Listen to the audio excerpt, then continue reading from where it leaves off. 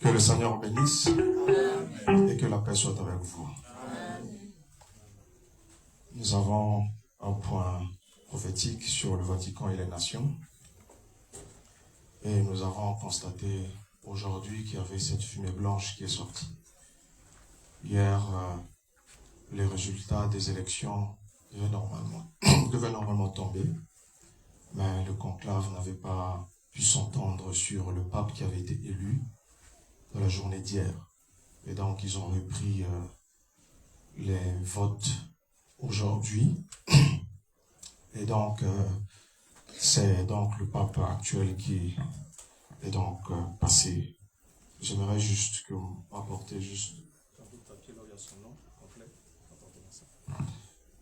Lors du dernier point prophétique que nous avons eu, d'accord, je vous avais dit quelque chose en disant clairement que lorsque les gens s'attendront à avoir une fumée blanche le 7, le mardi, ce sera le contraire, n'est-ce pas? Bien. C'est cette séance qui s'est prolongée aujourd'hui, le 8 mai 2025. J'adresse mes félicitations à toute l'élite de l'Église catholique romaine qui a eu son dirigeant aujourd'hui, et aussi j'encourage tous les frères catholiques où ils sont, parce que c'est une saison des plus interrogeantes qui soient. C'est un message important pour Rome, le Vatican et toutes les nations. Et c'est pourquoi je vais revenir sur certains points et faire une petite mise au point sur certains axes de déclaration que j'ai faites. Premièrement, pour commencer, nous avons eu un point prophétique juste, je crois, la semaine passée, où j'exposais des raisonnements prophétiques, d'accord, en essayant d'emmener tout le monde à une certaine réflexion stratégique sur le sujet de l'importance que représentait, sur le sujet de l'importance de ce vote, je veux dire de cette désignation qui allait se faire à Rome. Nous avons parlé de l'importance qu'aurait ce pape qui passera. Il serait le dernier pape. Je le réaffirme, d'accord? Et je me basais sur ça, je le disais sur base de visions dont je n'ai pas du tout exposé. Vous savez, d'habitude, j'expose des visions, je ne parle pas juste. Mais là, je parlais pour vous indiquer que ce sera le dernier pape. J'avais dit qu'après, je vais faire un exposé sur les raisons, d'accord, qui me poussaient à affirmer ça. Parce que, bien au-delà des démonstrations que j'ai faites à partir des Saintes Écritures, pour le mystère des 7 rois et tout ça, d'accord, il y avait une vision en dessous qui me poussait à parler comme ça. D'accord, c'est pas juste des simples conclusions, mais c'était des visions qui me poussaient à présenter les choses de cette façon. Et je crois que c'est en quelque sorte une présentation qui était sans précédent, une présentation qui était assez rare en ce qui concerne le mystère des 7 rois, d'accord? Le Saint-Esprit nous avait ouvert l'oreille à partir d'une vision. Je vous raconterai. Tout partait à partir des accords de Latran, signés en 1929, qui redonnaient à la papauté, d'accord, un pouvoir étatique en récupérant le Vatican, parce que le Vatican, il fut un temps où cela n'était pas sous le contrôle de la papauté. Depuis la Révolution française, les guerres d'Italie et tout ça, le Vatican avait été complètement confisqué. Donc, l'Italie était devenue un État tout entier, un État indépendant. Et donc, il n'y avait plus de pape à Rome. Donc, le pape ne vivait même plus à Rome. Le Vatican était complètement arraché à la papauté, d'accord? Et plusieurs états pontificaux qui étaient en Italie, d'accord, les états du pape, tous ces cités pontificaux, j'allais dire, avaient été aussi confisqués. Mais avec les accords de Latran, d'accord, signés à l'époque de Mussolini, d'accord, le Vatican est revenu entre les mains de la papauté. C'était un signe prophétique qui est passé inaperçu en ce moment-là, en 1929. Mais aujourd'hui, ça revêt de l'importance pour nous. Pourquoi? Parce que c'est une vision que le Seigneur avait révélée depuis le moment où, je crois que c'était l'année passée que j'avais reçu cette vision, d'accord, où les 7 rois en question étaient activés à partir du premier pape qui devait pleinement exercer sous les accords de Latran. Donc les accords de Latran activaient la prophétie des 7 rois. Je rappelle, dans Apocalypse 17, il est montré une femme qui est assise sur une grande bête, et cette grande bête avait 7 cornes, 7 têtes et 10 cornes, d'accord? Les 7 têtes, premièrement, ça parlait de 7 montagnes sur lesquelles la femme est assise, donc ça parlait de Rome, d'accord? Deuxièmement, l'ange avait donné une seconde interprétation en disant que c'était 7 rois, n'est-ce pas? Et qu'il y avait un 8e roi qui devait venir, mais qui fait partie des 7. Vous voyez ça un peu? Voilà, et quand il apparaîtrait, ce serait avec beaucoup d'étonnement. Vous voyez ça un peu? Voilà. Maintenant, c'est de cette prophétie dont j'appelle prophétie des 7 rois, pour que vous puissiez être dans... Quand on dit prophétie des 7 rois, ça veut dire qu'il y a un 8e. C'est le 8e qui est vraiment l'accomplissement. D'accord? Alors, nous avons vu ça. Donc, quand est-ce qu'il fallait compter ces 7 rois par rapport à Rome? Parce que je vous ai expliqué dans la conférence passée qu'on ne pouvait plus considérer Rome tel que c'était à l'époque de Jean. Rome ne va plus, et ça je vais encore en reparler très bientôt, Rome ne va pas exercer un pouvoir tel que c'était à l'époque de l'Empire romain. Impossible. D'accord? Il y a un degré d'application de Rome. Aujourd'hui, la papauté est restée un signe, tout simplement. Vous voyez? Un signe qui sera là au milieu des puissants. Vous voyez ça? Mais qui n'a aucun pouvoir réel sur le monde politique, si ce n'est que sur le monde religieux. C'est une puissance essentiellement diplomatique et religieuse, pas plus. Vous voyez, c'est un peu ça. Et c'est dans la réalité des choses, aujourd'hui.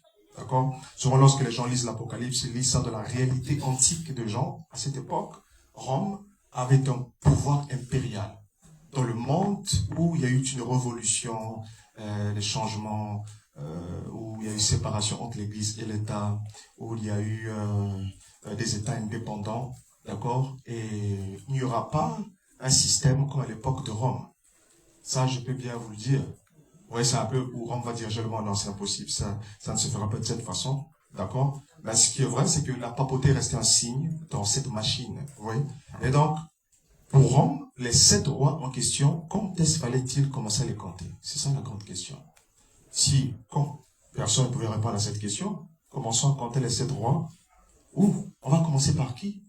Comment va-t-on identifier le 8e roi? Qui va l'identifier? Ouais, mais ce que je vous ai dit, c'est à partir d'une vision.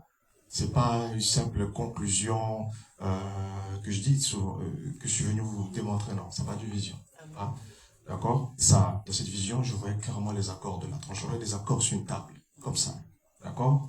Et on me dit de ne pas compter le pape qui était en ce moment-là en fonction, mais de compter le pape qui devait suivre et qui exerçait pleinement sous ces accords de Latran. Donc, après Pie XI, il y a eu un pape, d'accord, qui exerça pleinement sous cet accord. C'est là qu'on commence à les compter. Ouais? Mais vous savez, lorsqu'on a commencé au tout début, d'accord, je croyais que c'était celui-ci qui serait peut-être le dernier pape. Vous voyez ça un peu? Voilà. Mais vous savez, lorsque cette vision était venue, pourquoi? Parce que d'après la même vision, d'accord, il fallait compter à partir des accords de Latran. Mais c'est vague à partir des accords de Latran. Parce qu'il y avait un pape qui avait exercé bien avant ça et qui s'était étendu jusque-là. D'accord? Si on compte à partir de Pie XI, celui-là, ça va nous faire 9 aujourd'hui. Vous voyez, c'est un peu? Mais non, il a dit de compter à partir de celui qui suit. C'est-à-dire, après, donc, celui qui était présent à l'époque de Mussolini, qui avait fait signer l'accord, d'accord, n'était que celui qui posait la fondation, d'accord, pour introduire maintenant l'ordre de succession des 7 rois. Les autres rois, ce sont ceux qui exercent pleinement sous les accords de Latran. Vous voyez ça un peu? Et cette précision, vous ne pouvez pas la voir si ce n'est pas par une révélation politique. Je ne sais pas si en toute honnêteté, d'accord, si vous aviez entendu choses pareilles, quelqu'un m'écoute ici. Moi, personnellement parlant, c'est par des visions divines que je me suis exprimé de cette façon. Ouais. Maintenant, donc, à propos de ça, donc nous réaffirmons qu'il devait y avoir 7 rois, et les 7 rois, il fallait les compter à partir. Et s'il faut voir, vous allez voir la liste des papes qui se sont succédés pleinement après la signature des accords de Latran. Vous allez voir que celui-ci était le 7e pape, François qui est décédé, n'est-ce pas? Nous avons parlé d'un certain pape qui n'avait pas mis du temps, qui ne devait pas durer. Et c'est exactement, l'Apocalypse en parlait. Nous l'avons identifié. Nous avons même donné son nom, n'est-ce pas? Nous avons aussi cet autre pape qui devait venir ensuite. Un autre devait venir. Maintenant, au total, il y a 7 papes. D'accord? Mais la prophétie des 7 rois concerne notamment un 8e qui doit venir. Et ce 8e roi fait partie des 7. Je vous avais dit, il fait partie des 7 parce qu'il fait partie, d'accord? Son nom qu'il va porter fait partie des papes qui ont exercé avant lui. C'est ce que je vous ai dit clairement. C'est-à-dire que un pape peut venir, il prend un nom, d'accord, selon ce qu'il consent. Lorsque ce pape vient, il va prendre un nom d'un pape qui a déjà exercé avant lui. C'est ce que ça veut dire, il fait partie de l'un des 7. Maintenant, j'aimerais juste que quelqu'un puisse démontrer si ça a sa connaissance ou que ça puisse être. J'aimerais juste, dans le monde entier, que quelqu'un puisse me dire s'il savait cette information, selon laquelle l'un des 7 veut dire qu'il porte le nom des précédents papes. Ouais. Personne n'avait une raison. Comment est-ce qu'on a 7 rois et le 8e vient après lui et il fait partie encore des 7? Comment? Si je viens comme 8e, ça veut dire que je ne fais pas partie des 7. Mais comment je fais partie des 7? Souvenez-vous, les 7 papes qui ont signé les accords de Latran sont une représentation de l'ensemble de la papauté. Là, nous sommes à 267e pape qui est passé. D'accord? Voyez un peu? Voyez un peu? Ouais, voilà. C'est-à-dire que les accords de Latran viennent activer, ramener un compte à rebours, d'accord, qui serait étendu très largement durant les âges, à partir des premiers papes jusqu'au dernier pape. Dieu crée souvent une petite boucle comme ça, d'accord, où vous avez une redéfinition du cadre des choses. Ouais, c'est un peu. Et donc, c'est ce qui se passe en ce moment, lorsqu'on va vous dire que le 8e roi fait partie des 7. Mais comment? S'il fait partie des 7, d'accord, ça veut dire que dans les 7, au fait, il y avait 8. Et que, au fait, le 8e est 9. S'il faut partir dans cette logique. Parce que, prenez ça, prenez un tableau, vous allez voir, je sais que ce sont des points sur lesquels les gens n'ont pas assez réfléchi parce qu'ils n'ont pas aussi assez compris ça. Ce n'est pas des choses qui sont fréquemment exposées. Et ce que je veux vous dire là, c'est que lorsque on vous dit que il y a 7 rois, d'accord, il y a un autre qui vient après les 7. Et celui-là est un 8e. Mais le 8e en question fait partie des 7. Donc, les 7 qui viennent avant lui, il fait partie des 7. Ça fait combien? Ça fait 8. Donc, lui, quand il vient en 8e, il est 9e. Maintenant, comment appliquer ça maintenant? À partir des accords de Latran, vous allez voir que lorsque les accords de Latran sont signés, il y a un premier pape qui est là. Au moment de la signature, il y a un pape. Mais ensuite, après, lui, il n'exerce pas totalement. Lui, il a commencé sans ses accords. Vous voyez, c'est un peu. Mais si on commence par lui, vous allez voir. Pourquoi je vous avais dit plusieurs fois, je vous avais dit que François, c'est le dernier pape. Je ne change pas ça. François, c'est le dernier pape, mais il doit venir un pape. C'est le dernier, mais c'est pas le dernier. C'est comme ça. Parce que, en réalité, c'est quoi la prophétie de Malachie dans ces traditions catholiques, d'accord? Vous allez voir que dans leur prophétie, François était censé être le dernier pape. C'est pas faux, cette prophétie n'était pas complètement fausse. C'était complètement vrai. C'est juste que il faut comprendre les détails de la vision. C'est comme ça. Vous allez peut-être vous précipiter à dire que alors là, il avait tort. Non, c'est faux. Si vous avez un esprit prophétique, vous allez rentrer dans les détails de la vision. Pour comprendre pourquoi Malachie, d'accord, c'est ce saint de l'Église catholique qui vivait très loin dans les siècles passés, d'accord, dans sa prophétie, pourquoi est-ce qu'il a vu que François serait le dernier pape? Aucun catholique ne va répondre à cette question et personne ne va répondre à cette question si ce n'est pas cette logique-ci. En réalité, c'est le dernier pape, n'est-ce pas? S'il faut compter à partir du pape signataire des accords de Latran qui a scellé l'alliance entre le Vatican et Rome. Vous voyez ça? Ça ferait que François soit le 8e et que celui-ci soit le 9e. Et ça ferait que donc ce 9e, d'accord? Vous voyez ça? Soit dans le même compte. Lorsque vous allez voir, maintenant, puisqu'il ne faut pas commencer le comptage à partir de celui qui signe, d'accord? Mais à partir de celui qui exerce pleinement sous cet accord. Ça, je vous le dis par une vision du Seigneur. Vous voyez ça un peu? Ça, je vous le dis par une vision du Seigneur. Je ne dis pas ça juste par réflexion. Vous voyez ça un peu? Par une vision du Seigneur. Et là, lorsqu'il faut compter à partir de celui-là, vous allez voir que François, c'est le 7e. Et celui qui vient là, c'est le 8e. Et donc, je relance la question. Comment se fait-il que il est dit qu'il y a 7 rois et qu'après eux, il y a un 8e qui vient et que le 8e fait partie des 7? Ça veut dire qu'il est potentiellement un 9e roi. Parce que dans 7, si le 8e vient après eux et qu'il est parmi eux, ça fait 8. D'accord? Et s'il venait, ça fait 9. En réalité, c'est 7 rois. Le 8e vient comme un 9e. En réalité, s'il faut le situer dans l'ordre selon lequel il fait partie des 7, 8, ça fait 8. Lorsqu'il vient, il vient sous le chiffre 9. Ouais, c'est un peu. Et puis, remarquez un peu la date d'aujourd'hui, nous sommes le 8 mars. C'est pas, le 8 mai plutôt. C'est pas quelque chose de... Alors, donc, voilà un peu ce que je tenais de réaffirmer sur ce point. Maintenant, pour savoir qui sera exactement le pape qui va prendre le pouvoir à Rome, je ne l'ai pas dit ouvertement. D'accord? Comme je l'ai dit, nous étions dans une réflexion stratégique. D'accord? Des réflexions stratégiques. Vous voyez ça? Mais je ne l'ai pas dit ouvertement, genre pour vous dire, ainsi dit le Seigneur, ça sera un Italien, ainsi dit le Seigneur, ça sera un Africain, ainsi dit le Seigneur, ça sera un Philippin. D'accord? Non, je n'ai pas dit ça. Il y a quelque chose que j'ai dit, que j'aimerais rectifier. D'accord? Lorsque j'ai dit que il n'y aurait pas de pape américain. D'accord? Et que j'ai regardé jusqu'à la fin, je n'ai pas vu un pape américain. C'est-à-dire un pape américain, j'ai précisé, un pape américain des États-Unis d'Amérique. D'accord? Alors, pourquoi est-ce que j'ai parlé comme ça? Mais je le rectifie. Vous voyez ça un peu? Pourquoi j'ai parlé comme ça?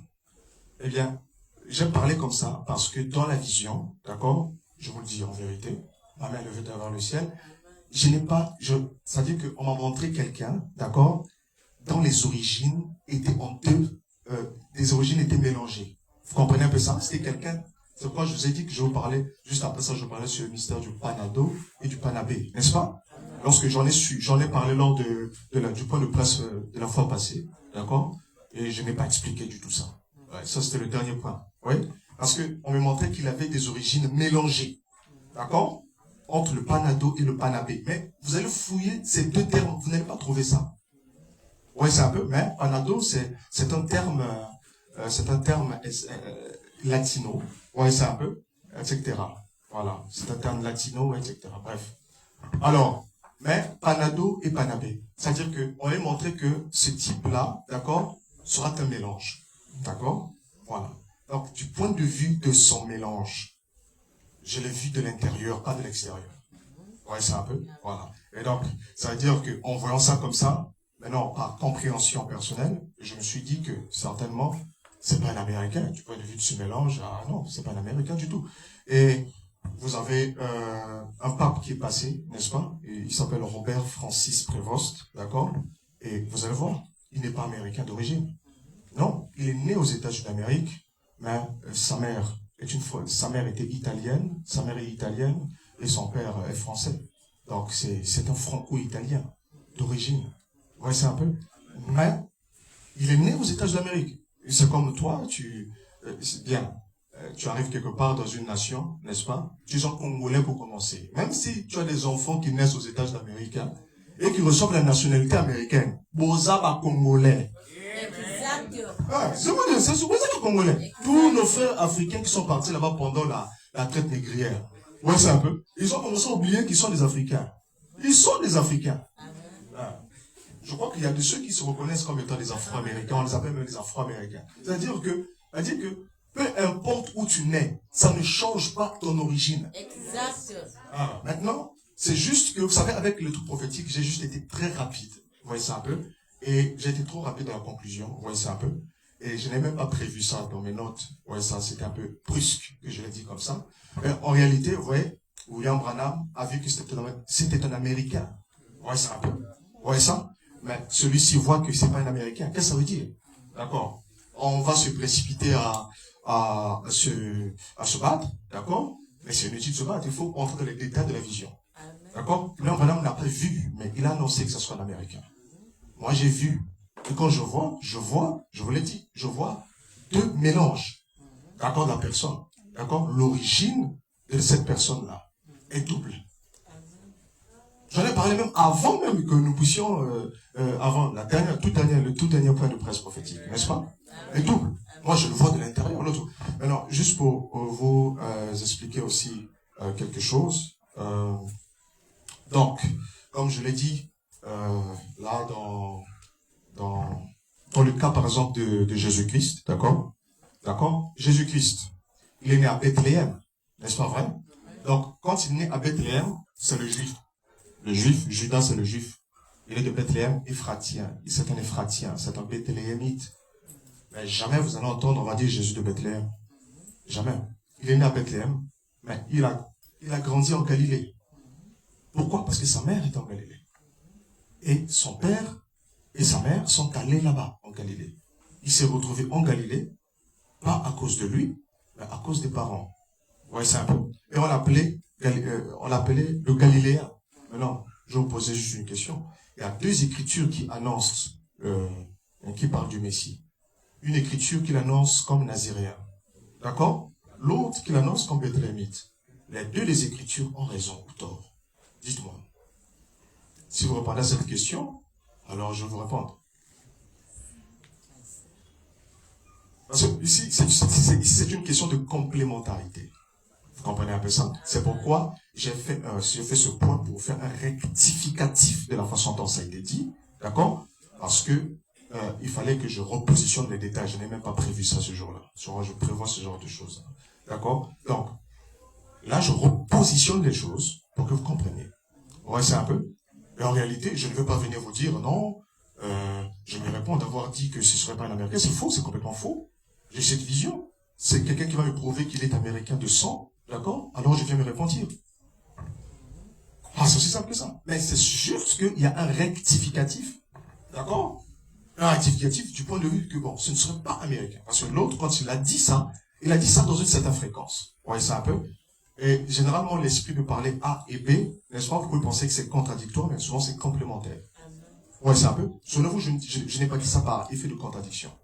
J'ai dit ça sous rapport de vision. Vous voyez ça un peu? Et quand vous allez voir la vision, vous allez comprendre de la réalité que c'est quelqu'un qui est né en Amérique, d'accord? Et dont même le nom montre que c'est un francophone.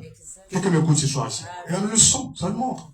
C'est quelqu'un qui est d'origine, c'est un franco-italien.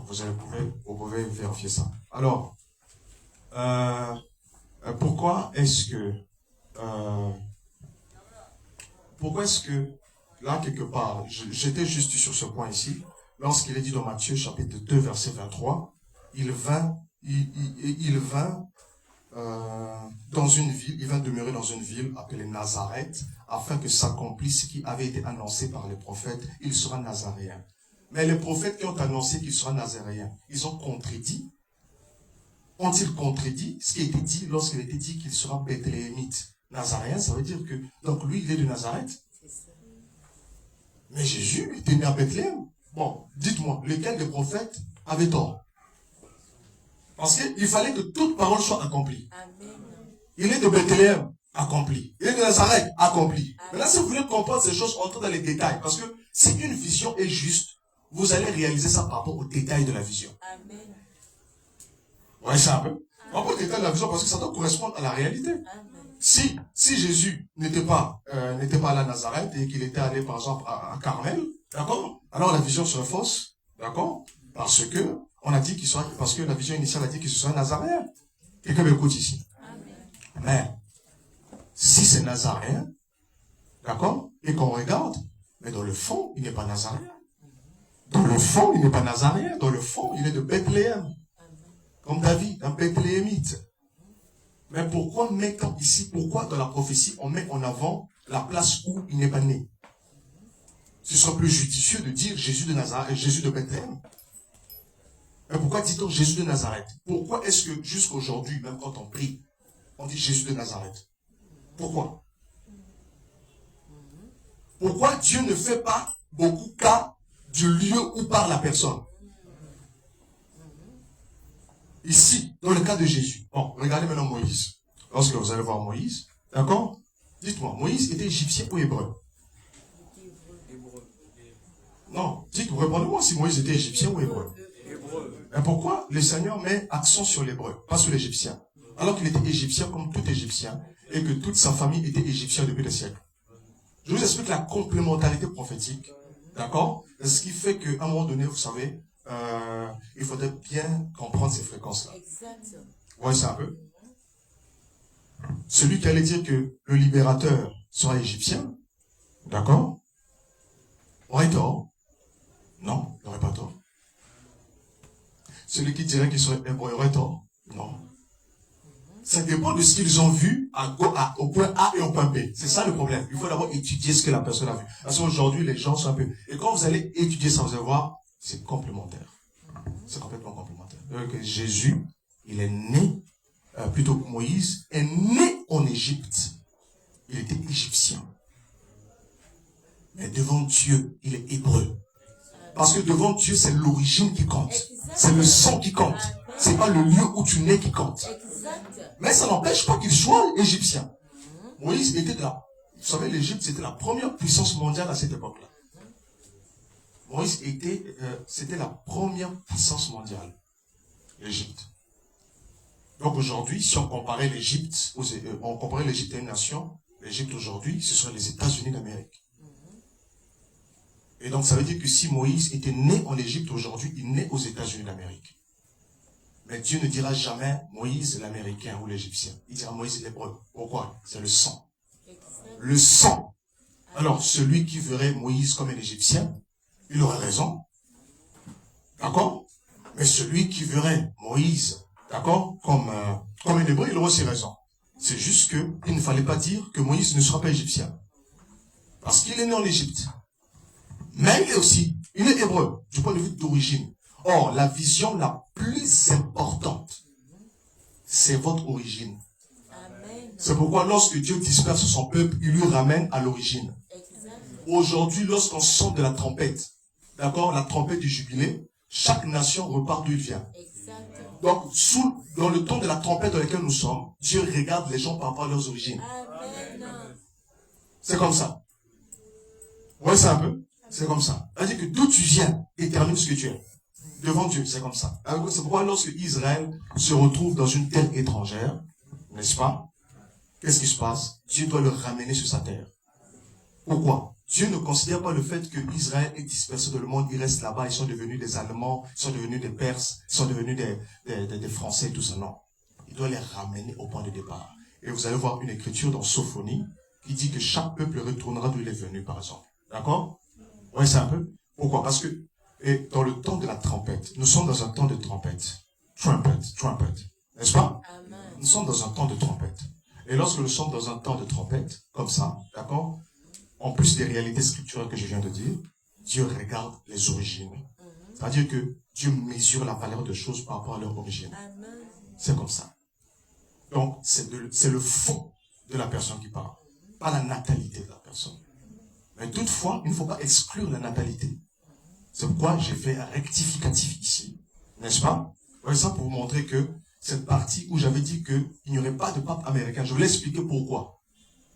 Il n'y aura pas un Américain comme ça. C'est-à-dire qu'un Américain, nous en Amérique, des origines américaines. Quand je dis origine américaine, ça veut dire que depuis un certain moment donné, ils sont... Non.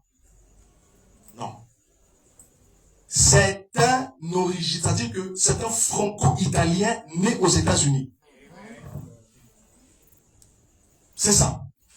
C'est pourquoi, lorsque vous êtes spirituel, il faut regarder ce genre de choses. Maintenant, c'est pour vous montrer que la raison pour laquelle je l'ai dit. Mais j'ai rectifié la partie qui semblait abolir la toute première partie. Vous comprenez ça?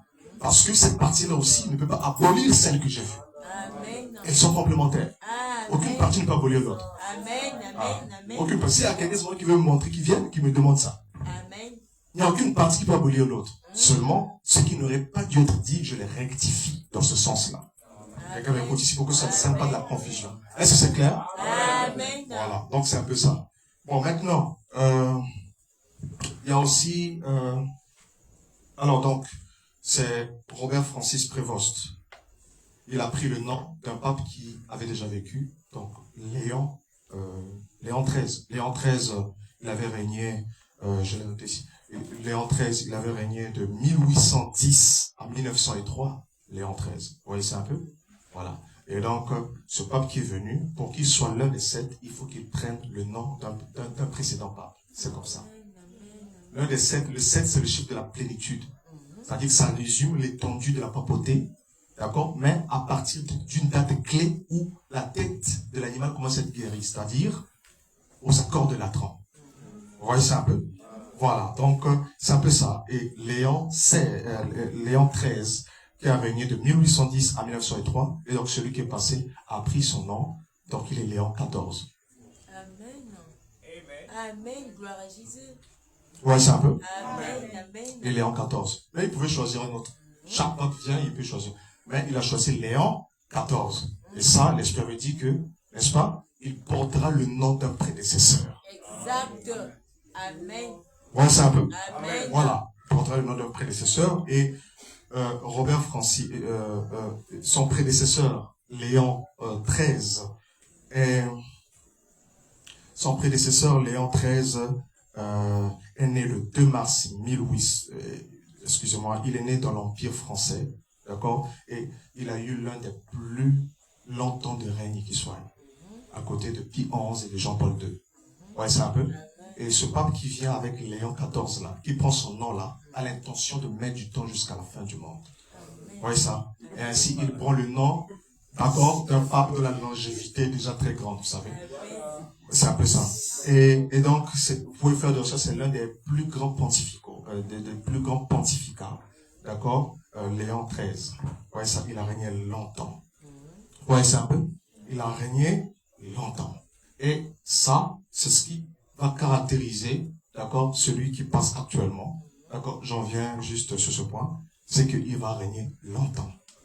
Il y a une raison pour laquelle il est français d'origine et italien. D'accord? Vous comprenez ça un peu? Il y a une raison pour ça. Vous savez, Léon lui-même, il est né sous l'Empire français. C'est-à-dire celui pour qui il a emprunté le nom. D'accord? Léon XIII. Léon XIII qui a régné de 1810 à 1903. D'accord? Il est né dans l'Empire français de l'époque. L'Empire français. Il est né sous l'Empire français. Dans l'Empire français. Oui. Et celui-ci qui vient prendre son nom, d'accord? Il est franco-italien. Oui, c'est un peu. Comme je viens de le dire, hein? D'accord? Devant Dieu, c'est l'origine de sang qui compte. C'est le sang qui parle. Amen. Je vous ai maintenant expliqué ça, n'est-ce pas? C'est le sang qui parle. Vous voyez ça un peu? Sans annuler la natalité. Mais la natalité est moindre. Pour Dieu, la natalité est moindre. Voilà pourquoi il a amoindri la natalité de Jésus. Plus Jésus de Bethléem, Jésus de Nazareth. Quelqu'un m'écoute ici. Hein? Ah, devant Dieu, la natalité est moindre. C'est votre origine. Par exemple, si ici les peuples autochtones, si vous étiez avant dans la région d'Éthiopie, Dieu vous voit toujours dans cette région-là. Là où était votre peuple au départ. Ah, vous comprenez un peu ça? Et donc c'est un peu ça. Donc c'est pourquoi il faut bien comprendre ça. Le Seigneur veut montrer que ce sera un mélangé. Ouais, c'est un peu. Ce serait un mélangé. Maintenant, ça sera mélange. Ce sera un mélangé de quel type, de quelle sorte? Amen. Ouais, il avait montré ce symbole de Panado, Panabé. Ouais, c'est un peu. Là-dedans, il y a 3 mystères. Je crois que j'ai parlé de ça. J'avais dit que je vais vous parler sur ça. Ça soit très vaste. Je vous avais même dit que je parlais en parabole pendant que je vous disais ça. N'est-ce pas? Panado, Panabé. Ce serait ça qui résumait un peu l'identité de cet homme qui allait venir. N'est-ce pas? Et qui maintenant c'est comme un esprit de dragon. Il commence à sortir des eaux à travers lui. Ouais, c'est un peu. Voilà. Je veux vous parler sur ça. D'accord? Mais son origine. ça devait être une combinaison de deux entités. Vous voyez ça un peu? Voilà. Et remarquez très bien l'identité qui domine. Vous voyez ça un peu? En italien, panado, c'est dans l'italien. Vous voyez ça un peu? Hein? Ce sont des termes qui ont attrait aux langues latines, là. Vous voyez ça un peu? Voilà. Maintenant, je vais approfondir sur ça. Je vous ai dit que je veux parler sur le panado et le panabé. Vous voyez ça un peu? Ça sera scripturaire. Vous allez voir. Vous allez comprendre ça. C'est là que je vais vraiment vous exposer les racines en profondeur, tout ça. Et vous verrez que ça confirme ce type de choses. Maintenant, je vous avais dit que il y avait quelque chose qui me poussait à considérer beaucoup l'hémisphère sud. Vous voyez ça un peu? Amen. Mais souvenez-vous, je n'ai pas dit que c'est ainsi dit le Seigneur. Amen, amen. J'étais en train de parler d'une réflexion, n'est-ce pas, prophétique. C'est-à-dire, il y a par des questionnements. Amen. Je vous ai même dit, serait-il italien, n'est-ce pas? Italien ou peu importe. Vous voyez ça un peu? Alors, regardez. L'origine ici, vous allez voir que ce pape actuel, vous voyez ça un peu, il a beaucoup servi en Amérique latine. Vous voyez ça un peu? Vous voyez ça un peu? Voilà. Il a beaucoup servi en Amérique latine, etc. Voilà. Hein? Maintenant, par rapport à toutes ces illustrations, d'accord, la question était donc de se poser, serait-il en Afrique, serait-il de l'Asie, serait-il d'où, peu importe, mais ce qui est vrai, le plus important, c'est ce qui avait été révélé sur la prophétie des 7 rois, et je peux défier le monde entier, d'accord, sur ce sujet-là. Le prophète juste m'apporter quelque chose d'aussi clair que ça. Et l'identification précise. Vous voyez ça un peu? Et là, nous avons vu exactement comment est-ce que le Seigneur nous a montré des accords de la tranche jusqu'aujourd'hui.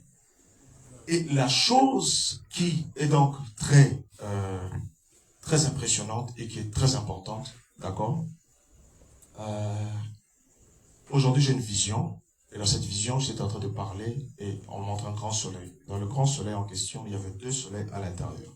D'accord? Et ce grand soleil résumait 2. D'accord? Et ensuite, on disait la continuité de la même vision. Vous voyez ça un peu? Voilà. C'est pratiquement ce qui se passe maintenant que je suis en train de vous dire, en fait. Vous savez, lorsque William Branham a dit qu'il y aura un pape américain, n'est-ce pas? Vous voyez ça? Il a dit ça sous l'inspiration du Saint-Esprit. N'est-ce pas vrai? Voilà. Il a dit ça comme ça. Il a dit ça sous l'inspiration. Ça ne veut pas dire que tout ce qu'il a dit comme ça arrive. Non. En 1977, n'est-ce pas, la fin n'est pas arrivée. Le système ne s'est pas arrêté. Vous voyez ça? Il n'y a rien qui a changé. Vous voyez ça? Il y a des choses qui n'arriveront pas comme ça. Pour que quelque chose soit authentique, il faut que ce soit une vision qui vous est révélée. Même si tu parles par l'inspiration du Saint-Esprit. C'est-à-dire que le Saint-Esprit, c'est le souffle de l'Esprit qui est en toi. Et c'est toi qui diriges les paroles. Tu seras emmené à rectifier des choses que tu dis par inspiration. Ah oui. Il y en a plein comme ça. Mais quand on dit une vision du Seigneur, une vision spécifique du Seigneur, c'est plus qu'une inspiration. La vision, ça dit que tu n'inspires pas. La vision, Dieu te montre comme ça. Tu vois clairement. Oui. Vous voyez ça un peu? Ah. Mais il avait dit ça par inspiration. Ce n'était pas faux. Quelqu'un me coach ici? Voilà. Mais seulement l'origine, c'est-à-dire que ce serait la vie ça du point de vue de la nationalité. Tandis qu'ici, cela a été montré du point de vue d'origine. Amen. Vous voyez ça un peu? Amen. Voilà. Et parce que c'est dans la vision. C'est incarné par un mystère. Je vous ai dit ça bien avant. Vous voyez ça un peu? Il sera un mélange. C'est un mélange de ces 2 entités. D'accord? L'Italie et la France, souvenez-vous, ce sont ces 2 pays qui ont ravi au Vatican l'autorité. D'accord? Et donc, par cette union-là, c'est comme un rétablissement. Depuis les accords de Latran qui ont redonné au Vatican le Vatican, d'accord? Sachant que l'Église catholique avait été dépouillée par la Révolution française et en Italie par l'Italie, les armées italiennes. Il y avait eu guerre entre les armées du pape et les armées de l'Italie, dans les 1800. La papauté avait perdu, s'était retranchée. On a ravi le Vatican, on a ravi les cités pontificaux. Dépouillé. Mais ensuite, l'Italie, par Mussolini, en 1929, qu'est-ce qu'il a fait? L'Italie a redonné le Vatican a la papauté et c'est ça qui a activé la prophétie des 7 rois. Ouais, c'est un peu. C'est ça qui a activé la prophétie. Maintenant, regardez comme c'est précis. Ce que je vous dis là, je ne dis pas par des conclusions personnelles. Non. C'est parce que le Seigneur avait montré comment à partir d'où cette succession commençait. Et vous allez voir que là, nous sommes arrivés dans le tout dernier. Maintenant, vous allez voir le prophète William Branham, n'est-ce pas? Il avait dit que le dernier pape sera américain. D'accord? Bien, un dernier pape. Maintenant, regardez comment est-ce que cela correspond avec le dernier pape dont nous parlons. Qui aurait cette double composition. N'est-ce pas? Dans l'origine, dans le sang, n'est pas américain. Pour commencer, ses parents. Je dis, c'est direct, c'est pas comme si ce sont des générations, ils étaient là-bas. Non. Il est d'origine franco-italienne. Et le nom qu'il a pris de Léon XIV, n'est-ce pas, appartient à Léon XIII. Léon XIII était français. Léon XIII était français. Il est né sous l'Empire français. Vous voyez ça un peu? Ah, c'est ça. Donc, c'est pourquoi ne vous étonnez pas pour ça. Amen. Voilà. Alors c'est un temps d'urgence exceptionnel.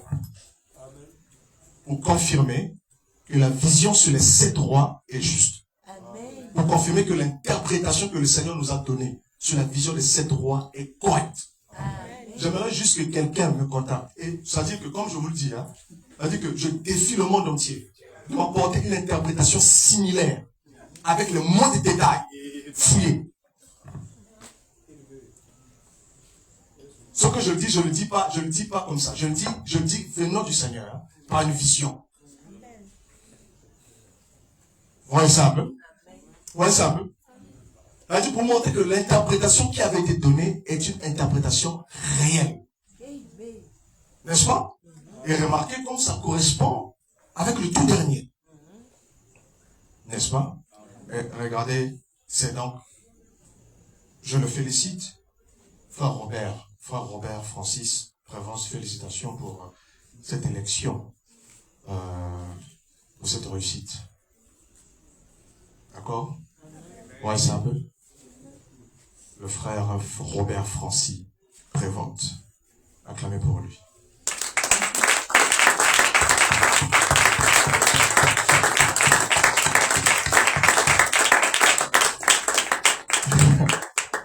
Mais c'est un frère, n'est-ce pas?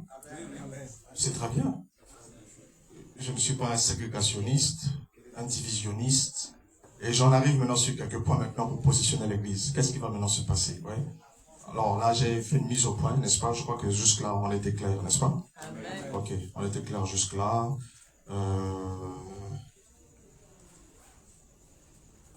On était clair jusque-là.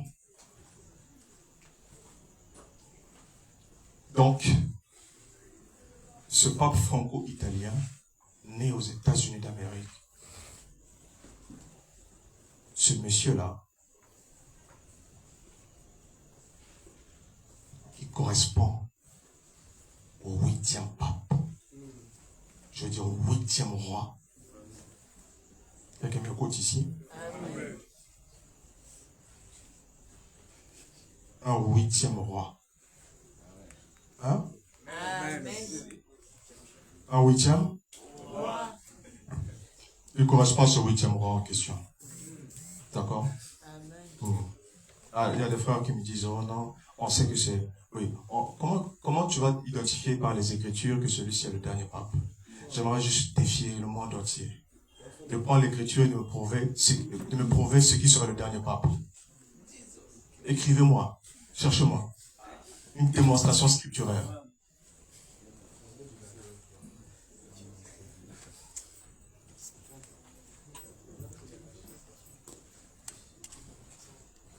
Vous ne pouvez pas prouver qui est le dernier pape, même par un accomplissement d'une vision, si vous ne partez pas de l'Écriture et si vous n'êtes pas révélé de l'Écriture. Et tel que ça a été pris, la prophétie des 7 rois du 8e et le positionnement, c'est sans précédent. Je défie le monde sur ça. Je sais, je parle sur Internet.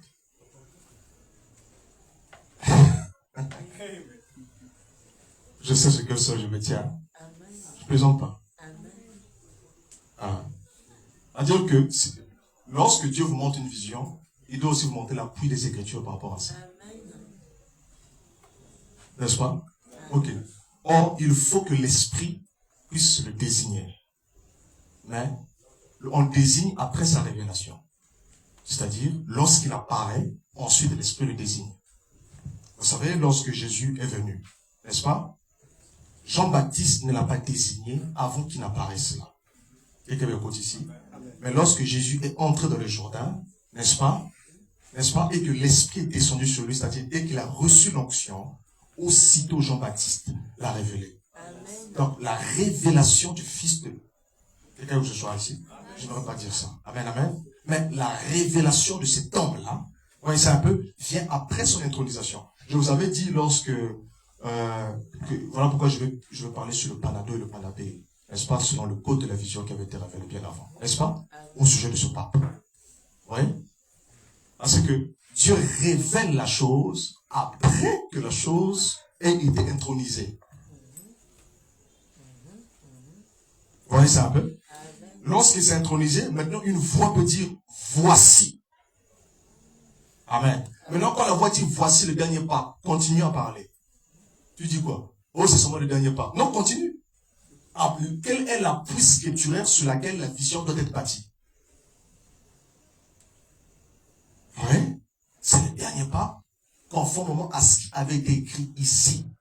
Et maintenant, il faut demander les 7 rois et le 8e roi, n'est-ce pas? En accord avec ça, parce que c'est la prophétie d'Apocalypse 17, la prophétie des 7 rois qui l'identifie. Et tel que cela est identifié, positionné dans l'écriture, n'est-ce pas? Amen, amen. En toute humilité, amen, amen, comme disait Paul, s'il faut se glorifier, amen, ce n'est pas bon. Mais j'en viendrai aux révélations du Seigneur. Mais emmène-moi juste quelque chose de plus précis que ça. Ouais, c'est un peu. C'est pour vous montrer que le Saint-Esprit parle. Amen, amen. Ouais, c'est un peu. Le Saint-Esprit parle. Ouais. Et il parle quand il le veut. Quelqu'un m'écoute ici? Lorsque nous en arrivons à la sortie du pape, il faut une révélation pour le désigner. Alors, chacun pourrait bien le désigner où qu'il soit. Mais la chose qui l'identifie, c'est la parole. Prenez la Bible. Pas juste une vision. Mais prenez et la vision et la Bible et démontrez cela. Et quelle est l'écriture qui l'identifie? Prenez cela. Amen. C'est exactement ça. A dit que l'écriture qui identifie son rôle, son positionnement par rapport aux autres et lorsqu'il vient. Alors, il y a une chose que j'aimerais dire à tous mes frères. Amen. Amen. Et je le réaffirme.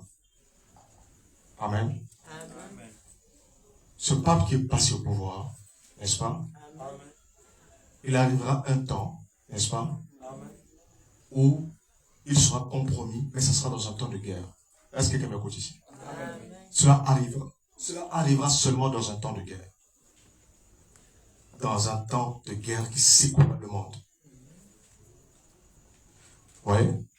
C'est celui dont l'écriture, je veux dire, il joue un rôle, amen, amen, dans le mystère dont parle Paul. Vous voyez ça un peu?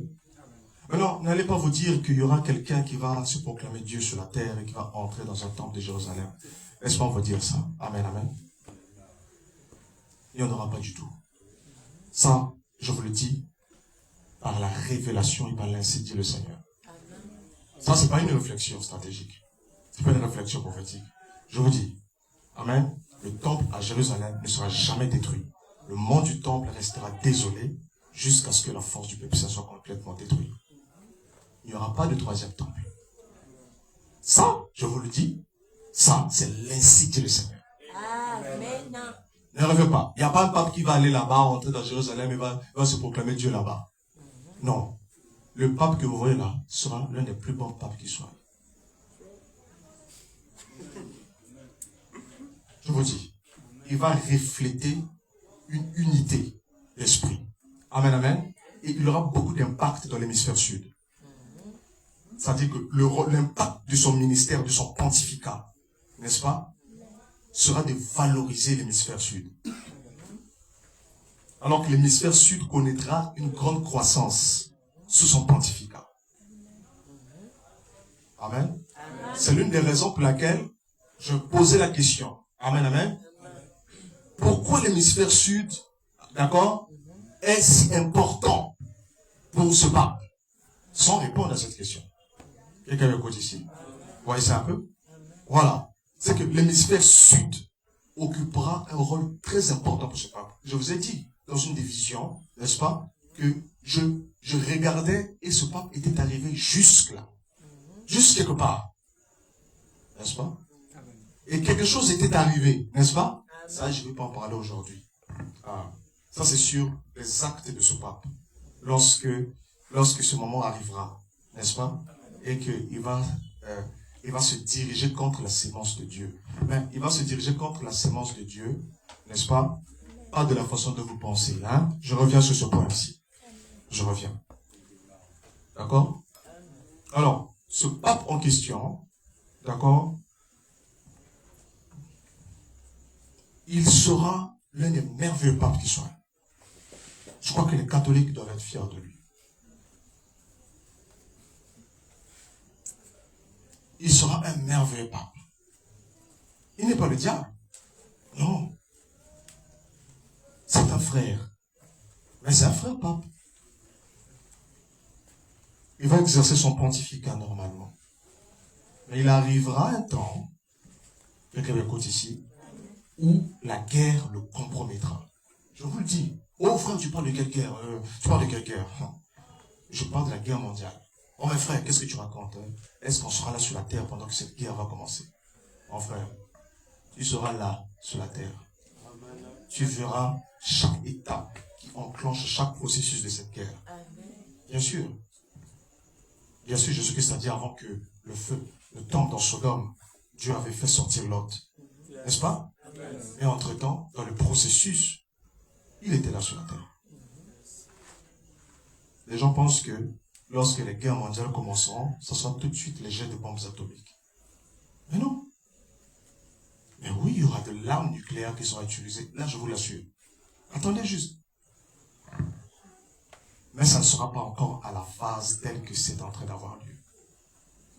Tel que ça aura lieu. Bref, il y a un temps de guerre qui va introduire le monde de la grande tribulation. Ça, je le dis par l'insi dit le Seigneur. C'est une grande guerre qui introduira la grande tribulation. Et lorsque cette grande guerre viendra, d'accord, c'est déjà en processus, c'est ce qui commence sous forme de processus en Israël, n'est-ce pas? Bref, vous connaissez, j'ai fait un point prophétique là-dessus, n'est-ce pas? Avec précision, chaque chose se sont accomplies, n'est-ce pas? Ce qu'on voit en Israël, ce sont les premières phases de ce conflit. Et regardez comment est-ce que Israël est en train d'agiter les nations avec cette guerre. Vous voyez, tout le monde est fâché contre Israël, n'est-ce pas? Même le pape précédent n'était pas content d'Israël, etc. Oui? Bien. Le pape qui passera là sera comme François. D'accord? Oui, c'est un peu. Il arrivera à un temps où il sera aligné contre Israël. Ça viendra. Oui? Mais il sera compromis dans un temps de guerre. Un temps de guerre plus intense que ceci. C'est là que, vous savez, les actions de la papauté ne pourront pas être discernées comme mauvaises du point de vue du droit humanitaire, du point de vue du droit social. Non, les gens vont l'admirer, n'est-ce pas? Les gens l'admireront. Mais c'est juste que, sans le savoir, il va se liguer contre les desseins de Dieu. À un moment donné. Vous voyez ça un peu? Bien. Alors, donc c'est ça, c'est une guerre qui va le compromettre. Et cette guerre en question, c'est cette guerre qui va commencer la grande tribulation. Je répète encore, la grande tribulation va commencer par une grande guerre. Quand je dis la grande tribulation, je parle d'une période de 7 années dont la dernière moitié sera réellement la partie attendue. Il y aura une réplique des 3 premières années, n'est-ce pas, qui vont commencer le prélude des 3 dernières années. Vous voyez ça un peu? Et ces années sont sur le point de commencer. D'accord? Mais quand cela va-t-il commencer? Ça, c'est un autre enseignement. Ce n'est pas un enseignement, bien sûr. Ce n'est pas un enseignement sur ça. C'est une autre prophétie. Ce sont des visions que je vais raconter sur ça. Ce sont des visions que je vais dire sur ça. Amen. Là, je ne parle pas comme un docteur, comme un pasteur, comme un homme de Dieu, tout simplement. Non. Là, je vais vous dire ce que Dieu m'a montré. Le ciel m'a montré quoi? C'est ça. Amen. Quelqu'un écoute ici? Mais si je vous parle et que ça, je vous dis clairement, ça, le ciel a montré ça. Comme ça, ça va se faire. Ça va se faire. Et remarquez quelque chose ici. D'accord? Donc, je répète, la grande tribulation commencera par une guerre. Maintenant, je sais que les gens parlent ok, maintenant que ce papa américain est venu, bon, je crois qu'il y aura une grande persécution œcuménique qui va commencer à n'importe quel moment. Qu'est-ce que vous entendez par pression œcuménique des églises? Une sorte de confédération d'églises dans un État souverain qui va exercer un pouvoir contre d'autres églises sous la juridiction du même État, et cela au mépris du droit d'expression, au mépris des droits de culte et de liberté. Je vous souhaite bonne chance.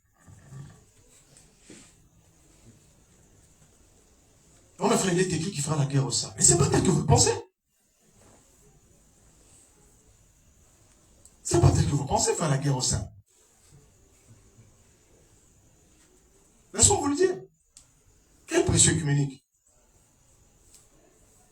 Oh, ceux qui vont faire partie de ce conseil, ceux-là. Écoutez, je vais vous dire une chose, frère. Hein? Laissez les catholiques, les protestants, laissez les salutistes se rassembler pour une fois. Hein? La chrétienté est toujours divisée. Hein? Laissez-les. Laissez-les. Au conseil œcuménique des églises. Tant qu'on ne suit pas Dieu là-bas. Tant qu'on ne fait pas je ne sais pas quoi là. Laissez-les faire. Ils vous ont fait du mal? Non. Ils ont parlé contre vous? Non. Ils ont maudit la Bible? Non. Ils ont mis à l'écart leur division. Juste pour parler. Juste pour parler. J'aimerais juste que quelqu'un dans le monde entier me montre un seul conseil d'église qui détient un pouvoir exécutif dans un État. Au point de faire la pression sur d'autres. Combien même cela serait dirigé par une église catholique? Montrez-moi ça.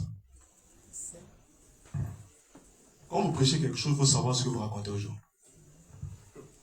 Comme je vous ai dit, hein, ce que Dieu a montré dans les années passées, amen, amen, à travers le prophète William Branham, il y a des choses qu'il a dites, amen, amen, dans l'inspiration du Saint-Esprit, n'est-ce pas? Toutes il les a dites sous l'effet du souffle de l'esprit qu'il avait. Mais il y a des choses qui arrivent à maturité. Plus vous avancez, plus vous arrivez à une certaine maturité. D'accord? Mais quand vous dites qu'il y aura un conseil œcuménique des églises qui va persécuter les autres, d'accord? Non.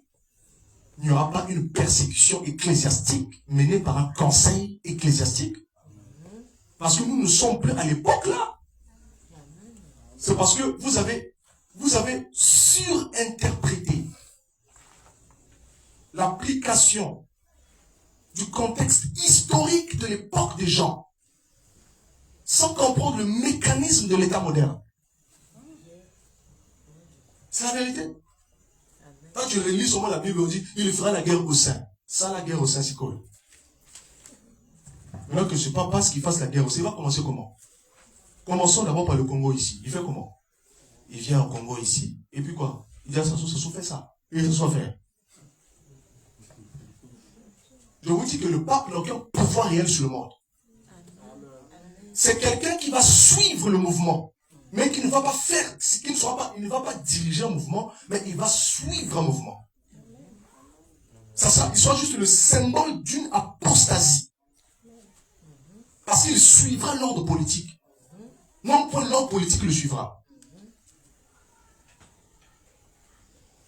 Hein?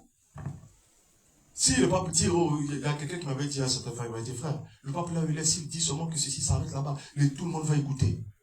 Ça, c'est ce que vous... Ça. D'ailleurs, tu n'es même pas cultivé. Non, sérieusement, il faut un peu de culture dans la parole de Dieu. Ah oui, il faut un peu de culture. Hein? Montre-moi juste un seul pape qui a arrêté une guerre. C'est ça. Qui parle pour la paix et tout le monde écoute. D'ailleurs, vas-y d'abord en Israël là-bas. Calme d'abord Israël. Le pape François, depuis qu'il faisait ses plaidoyers.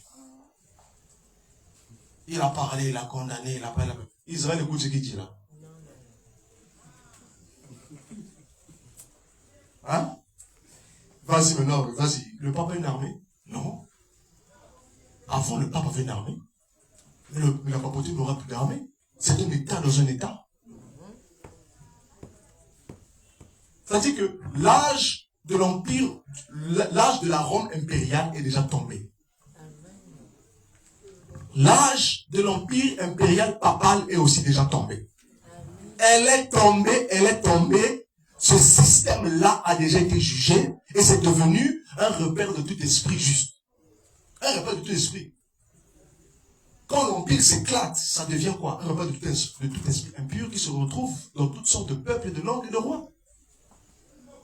Aujourd'hui, ça ne sera pas quand les gens parlent qu'il y aura, donc ça veut dire que le nouvel ordre mondial dont on nous a parlé va arriver. Je vous dis, en vérité, et ça je le dis par la vision du Seigneur, je ne parle pas par une réflexion stratégique, mais je le dis par une vision du Seigneur, il n'y aura pas un nouvel ordre mondial unipolaire. Il n'y en aura pas. L'ordre mondial qui soit établi soit multipolaire. Soit multipolaire. Et ce sont les rois d'Orient qui vont dominer. Multipolaire. C'est pourquoi vous voyez ces agitations de le monde, toutes ces guerres. Parce qu'il y a un système qui est sur le point de décroître et un autre sur le point de s'élever. Et pourquoi les nations parlent aujourd'hui plus d'un monde multipolaire? N'imaginez pas, écoutez mes frères, mes amis, n'imaginez pas, n'est-ce pas, un pape qui soit au pouvoir et qui soit le roi du monde. Non, ce système a déjà été jugé. Il n'a plus ce pouvoir. Il n'a qu'un pouvoir spirituel sur ses propres fidèles à lui. 1,4 milliard de catholiques sur 8 milliards des habitants de la terre. Presque 9. C'est un pouvoir qui est spirituel. Et ce pouvoir spirituel-là, vous voyez ça un peu, il ne peut pas l'utiliser contre un État. Genre faire soulever les catholiques dans un État. Il ne peut pas faire ça. C'est quelqu'un qui est un incitateur pour appuyer des mesures politiques. C'est quelqu'un qui soit servi. On va l'utiliser. Il soit utilisé et lui ne va pas utiliser. Est-ce que vous ne comprenez pas? La papauté ne va... La papauté soit utilisée mais ne pourra pas. Qu'est-ce que cette papauté va faire? Elle va contribuer à la persécution des derniers témoins de Jésus. Elle va contribuer à la persécution des ouvriers de la dernière heure. Quelqu'un comprend ça? Avec que tous ceux, parce qu'il arrive un moment où tous ceux qui annoncent l'évangile avec puissance, je dis avec puissance et avec fermeté, seront persécutés. Mais pour que cela arrive, ce n'est pas la papauté qui va faire ça. La papauté n'a aucun pouvoir pour faire ça. Mais ce serait des persécutions étatiques. C'est-à-dire un État. D'accord? Donc, c'est-à-dire que c'est un État qui va faire ça. Des États qui entreront dans un jeu comme ça. Pas des églises. L'État. Et c'est pas prêt d'arriver. Ça sera une persécution qui sera inégalement répartie. Mais elle sera très forte aux États-Unis d'Amérique. Je vous dis la vérité. Et un peu par-ci, par-là. Maintenant, j'imagine que il y a des gens qui sont, par exemple, au Malawi, ils s'attendent à ce qu'on puisse fermer leurs églises par l'État. Vous avez fait quoi pour qu'on vous ferme? Vous avez fait quoi? Hein? Surtout vous êtes dans l'illégalité. On vous persécute. Ce qui va faire qu'on puisse persécuter l'église ou fermer l'église, c'est une justification qui dépasse, oh, vous êtes de tel groupe d'église, vous avez écrit tel message, on vous persécute. Non, nous sommes dans les droits de l'homme, monsieur. Hein? Je vous fais signe que ce nouveau pape est un adepte des droits humains. La charte des droits de l'homme est venue de la France. Ça, je vous le rappelle. Et celui, c'est un franco-italien. Il a pris le nom d'un pape qui était né dans l'Empire français. Et lui, il est Léon XIV par rapport à cet autre pape, Léon XIII. Il vient pour défendre la religion des droits de l'homme. La seule raison pour laquelle on va te persécuter, c'est pas parce que, je vous dis, c'est faux. Je vous dis que ce pape soit universaliste. C'est quelqu'un qui va tout assembler. Que tu sois bouddhiste, que tu sois musulman, que tu sois comme ceci. Un peu comme François. C'est un syncrétiste. Bon, comment une papauté qui évolue vers le syncrétisme va persécuter des gens qui ne croient pas comme lui?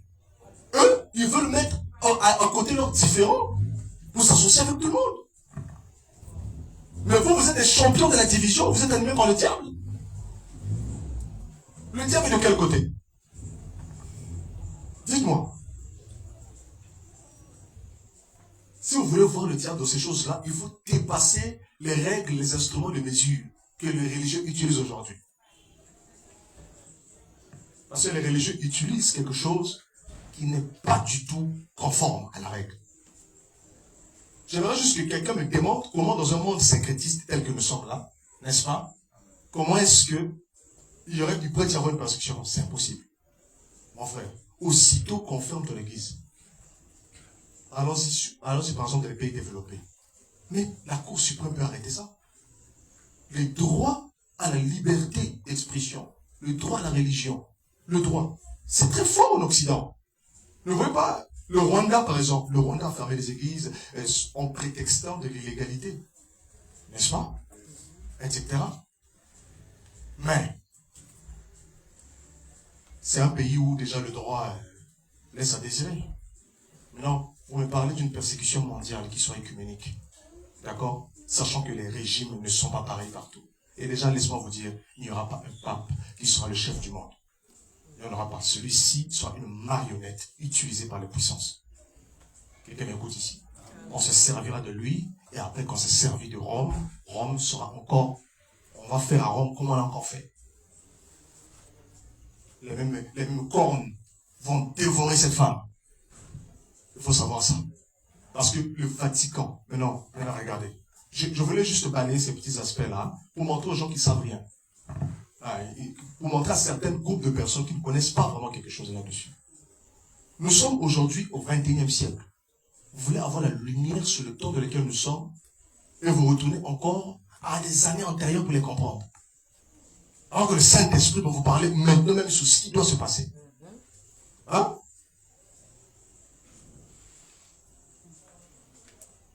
Quelqu'un m'écoute ici? Amen. Donc, arrêtez de parler de choses que vous ne connaissez pas.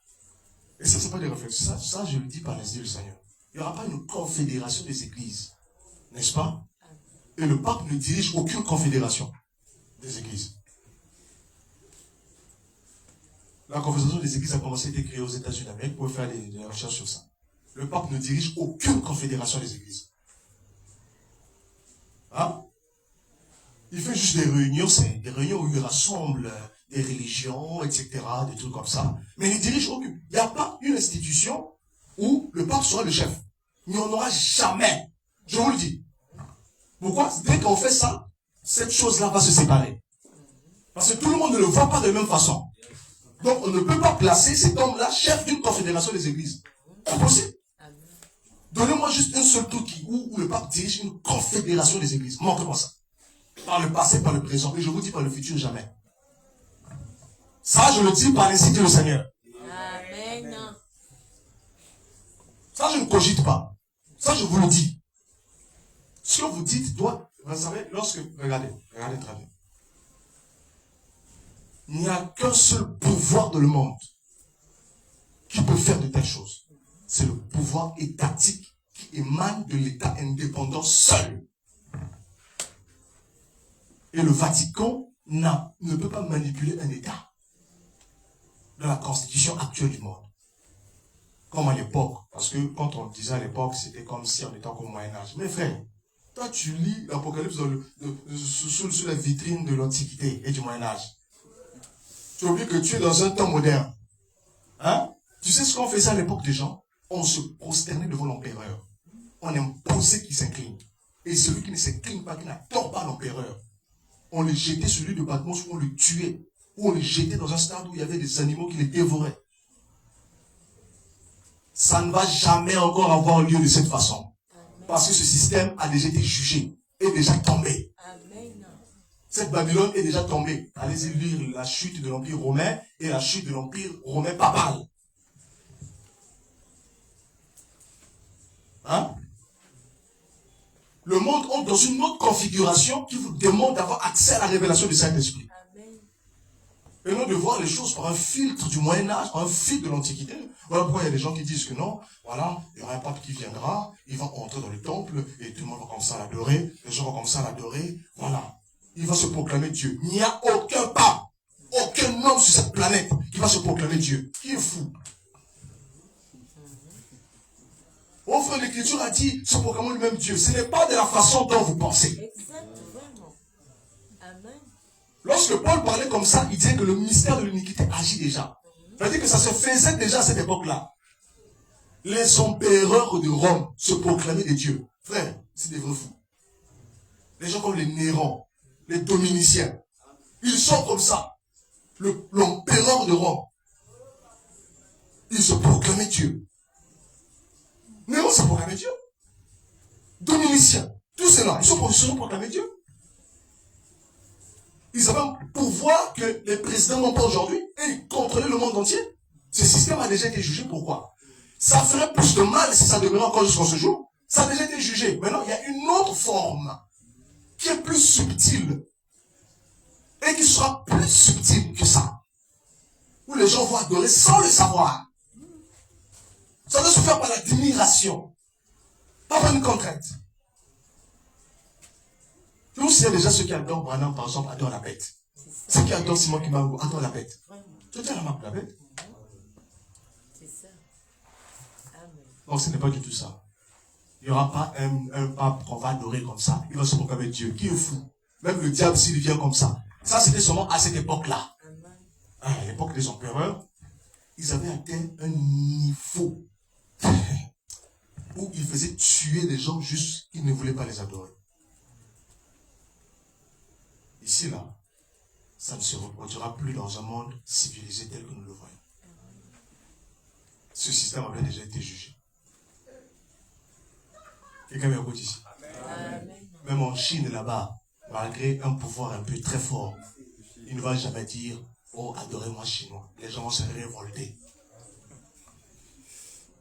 Ça va faire les échos de le monde entier. C'est quel état qui est en train d'imposer. Encore une fois, autre raison, quelqu'un, adorez-moi. Si vous ne m'adorez pas, ça n'aura pas lieu. Ou si vous n'adhérez pas à l'église catholique, on vous persécute. Mes frères, lorsque William Branham a dit ça, il a dit ça sur la base de l'interprétation littérale de l'écriture. C'était sans vision. Hein. C'est différent lorsqu'il a dit qu'il n'y aura pas américain. C'était par l'inspiration du Saint-Esprit. Amen. Mais il savait que ce pape n'est qu'américain de natalité. C'est un franco-italien d'origine.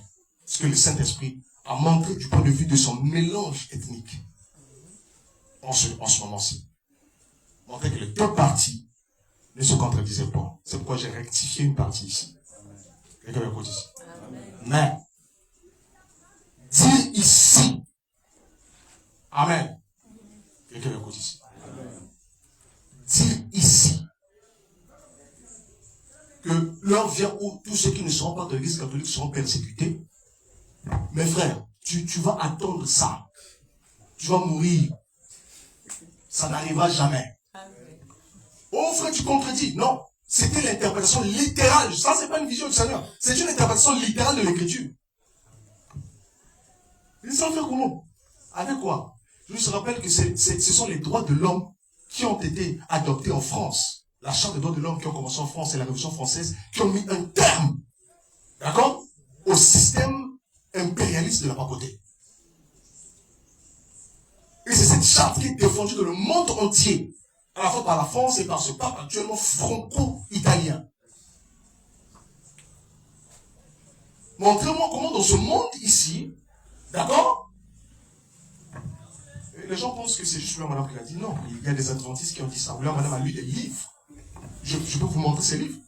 Des livres où les chrétiens qui étaient partis en Amérique, pour eux qui étaient des protestants, ils considéraient l'église catholique comme étant vraiment la bête. C'est-à-dire qu'il viendra un temps où donc l'église catholique va nous forcer, parce qu'ils voyaient déjà comment est-ce qu'à l'époque la papauté avait des pouvoirs compliqués.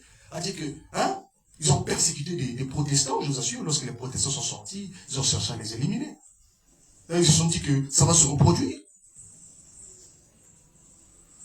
William Branham a dû lire leurs écrits également.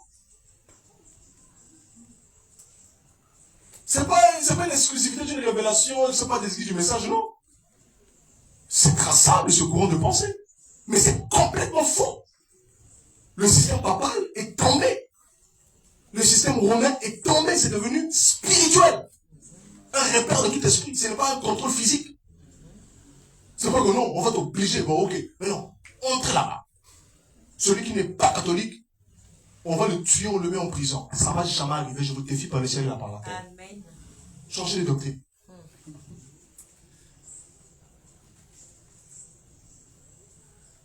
Ça ne va jamais arriver. Ni par la vision, ni par le monde des droits de l'homme actuel. Déjà, vous devez savoir que les droits de l'homme sont l'adoration de la bête. C'est un droit qui maximise la valeur de l'homme à tel point qu'il est permis à l'homme d'être ceci ou d'être cela. Dans les droits de l'homme, ça semble bien. Tout le monde apprécie les droits de l'homme. Oui, il y a du bien de l'homme, mais il y a aussi le mal qui est attaché. Le droit de l'homme, c'est la connaissance du bien et du mal, qui est constituée comme une charte pour les nations. Et l'Organisation des Nations Unies, et cette charte est en train de promouvoir cela. Combien même il y aurait une organisation des Nations Unies qui réunit en une seule confédération plusieurs États. Cette organisation n'a aucun pouvoir exécutif sur l'État. L'ONU peut parler comme il parle. Si le Congo dit on ne veut pas, on ne veut pas. Hein? Voilà pourquoi les gens contestent cette organisation. Est-ce que quelqu'un comprend un peu ce que c'est? Ah, donc ce pape ne va pas venir engager une persécution où vous allez tous être des catholiques. Non. Plutôt, il va chercher à s'associer à tout le monde, sans vous diviser. C'est tout. Ce sera l'un des merveilleux papes qu'on n'a jamais vu.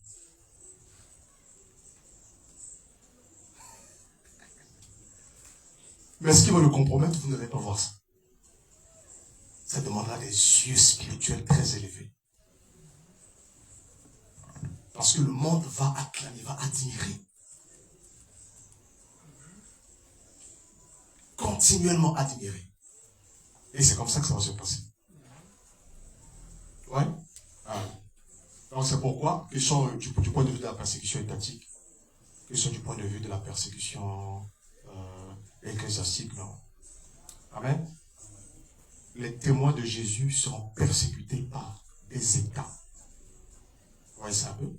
Par pour des motivations politiques et non religieuses. Ce qui va mener la persécution contre un certain groupe de croyants, ce n'est pas des considérations religieuses, ce sont des considérations politiques. Ça, je vous le dis. C'est-à-dire que les États n'ont rien à se voir. Oh, toi, tu crois ceci ou tu crois cela. Non, ils s'en fichent. Mais pour des motifs politiques, ce que vous proclamez sort de la ligne. Alors, ils vont vous persécuter. Et ceux qui seront persécutés, frère, ce sont ceux qui manifestent le surnaturel.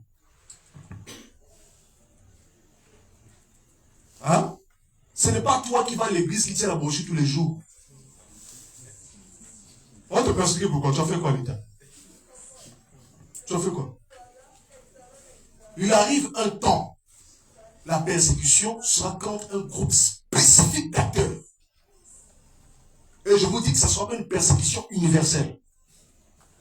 Ça sera inégalement réparti. Et je le dis par la vision.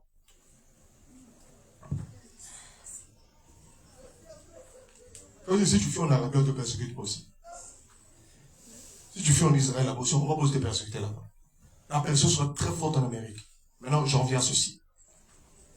Vous avez vu l'accession de Donald Trump au pouvoir, n'est-ce pas? Quelqu'un m'écoute ici? Hein? Et vous avez vu l'accession à la papauté de celui-ci. D'accord? Amen. Alors, remarquez très bien. Très bien. Remarquez comme ça forme une seule pièce d'une monnaie. Ça forme deux faces d'une monnaie. L'autre de la politique, l'autre dans le religieux. Quelqu'un m'écoute ici? Amen. C'est ce mystère-là dont je vous avais parlé une fois. Amen. Amen. C'est qu'il y aura une adéquation entre l'Amérique et le Vatican. Quelqu'un m'écoute ici? Amen. Lorsque vous voyez ça, souvenez-vous, il n'y a plus de temps. Vraiment. Maintenant, lorsque nous allons prêcher les comptes à rebours encore, vous allez voir combien de temps il reste, etc.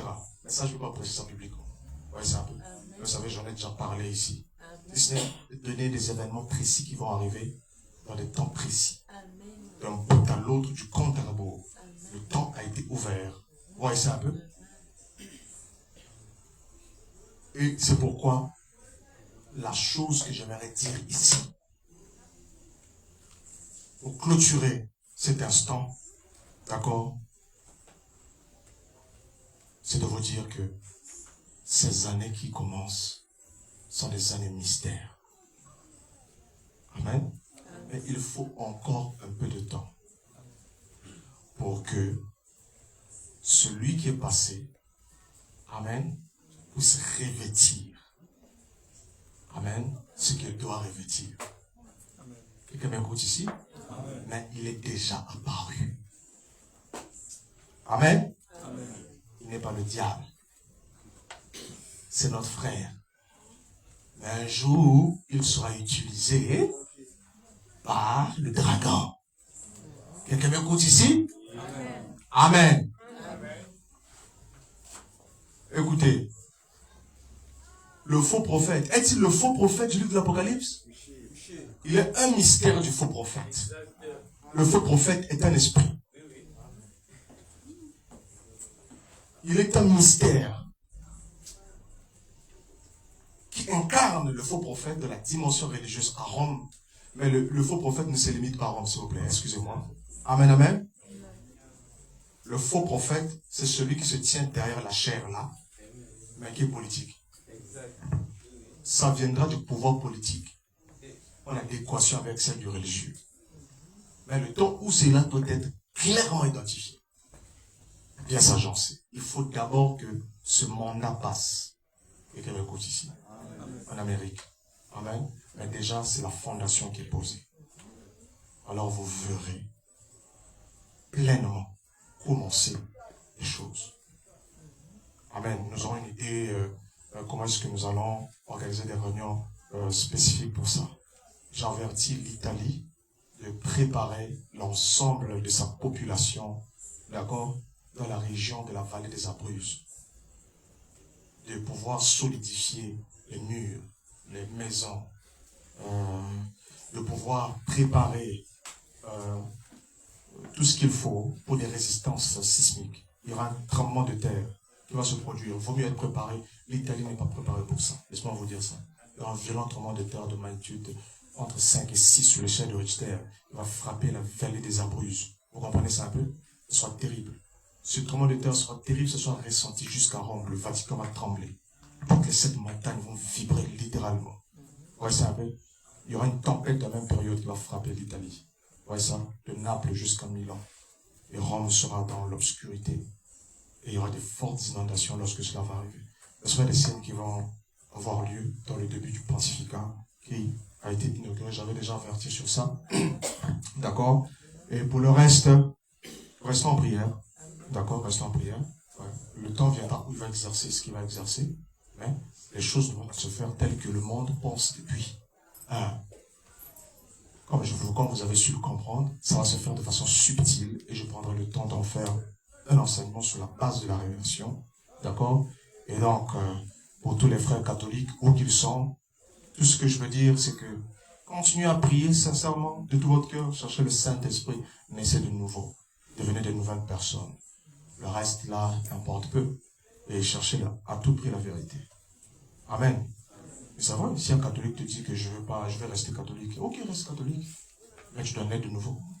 Quand tu naîtras de nouveau, ok, tu deviens un enfant de Dieu. On est de nouveau par la foi en Jésus-Christ, n'est-ce pas?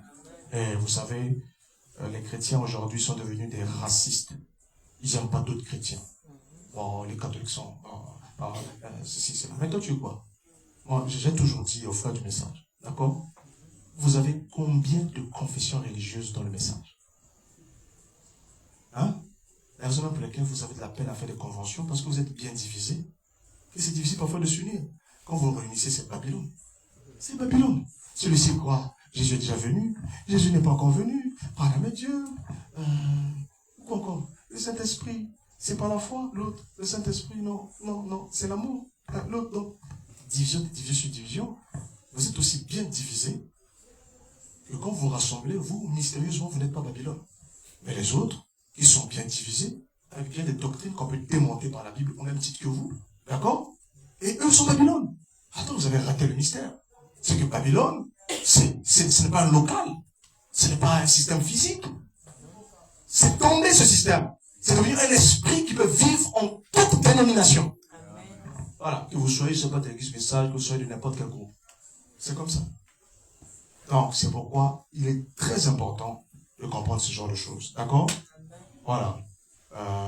Je prie pour eux et je prie pour ces temps obscurs qui vont commencer et qui se préparent. Nous sommes de la préparation. Les anges se préparent, le ciel se prépare, le monde se prépare. Nous, les fils de Dieu, nous nous préparons aussi. Nous nous préparons à quoi? À une action majeure. Ouais. Je vous défie maintenant, vous qui pensez que, bon, ok, là on a vu ça, donc ça veut dire qu'on part au ciel. Je vous défie si vous allez partir au ciel l'un de ces jours. Oui, simple. Ah oui, ça je vous l'assure. Ouais. Et ça, je ne dis pas ça par la foi, je dis ça, je ne dis pas par une conjonction ou par une réflexion, une conclusion personnelle. Non. Ça, je ne le dis pas, l'ainsi dit le Seigneur. Je vous dis. Vous allez être là, vous allez voir tout ce que ce papa va faire. Jusqu'à la fin. Jésus-Christ a dit, lorsqu'il viendra, l'apôtre Paul dit que lorsqu'il viendra, il va détruire l'impie. L'impie est une trinité. Du dragon, d'accord, de la bête et du faux prophète. Cette trinité doit être détruite par le souffle de sa bouche lorsqu'il revient pour notre réunion avec lui. Ah. Donc, c'est ça. C'est pourquoi il faut prier. Les temps dans lesquels nous allons entrer, je vous dis que beaucoup de chrétiens ne sont pas préparés pour ça à cause des faux enseignements. À cause de leur ignorance. Quand ils se glorifient d'avoir connu, alors ils sont faibles. C'est le temps d'examiner les Écritures, d'examiner la parole comme il se doit, d'examiner les choses comme il se doit. Donc voilà un peu ce que j'avais à dire dans ce point qui était très important. Ainsi, je reviens donc Robert Francis Prévost, d'accord, d'origine franco-italien, d'accord, né aux États-Unis d'Amérique, est l'accomplissement d'une prophétie faite d'une part par William Branham, n'est-ce pas, et d'une part ce que nous avions vu à propos du mélange qui devait constituer son origine, son sang. Nous avons démontré ça, n'est-ce pas, qu'il ne devait pas être un Américain de sang, il ne devait pas être un Américain d'origine, d'accord. Voilà, il est né seulement aux États-Unis, mais son père est un Français, sa mère est une Italienne. Et je vous ai expliqué le mystère, pourquoi franco-italien. Le Seigneur nous avait annoncé sur ça dans le mystère du Panado et du Panabé, et j'avais dit que j'allais parler de ça. Et comme je vous ai dit, la révélation de cet homme en question vient lorsqu'il est intronisé. Une fois qu'il est intronisé, alors on dit voici. C'est pourquoi j'avais dit que, attendez, quand celui-là sera désigné, alors je viendrai pour vous dire maintenant les précisions par rapport à cet homme-là. Vous voyez, c'est un peu? Voilà. Et donc, c'est un peu ça. Donc, que Dieu bénisse le monde entier, que Dieu bénisse les saints où qui se trouvent et tous les chrétiens qui se trouvent. Mais il ne faut pas rentrer dans un mouvement d'adoration, d'idolâtrie. Amen. C'est le temps de sonder la parole profondément. C'est le temps de prier. Amen. Et de persévérer. Bien.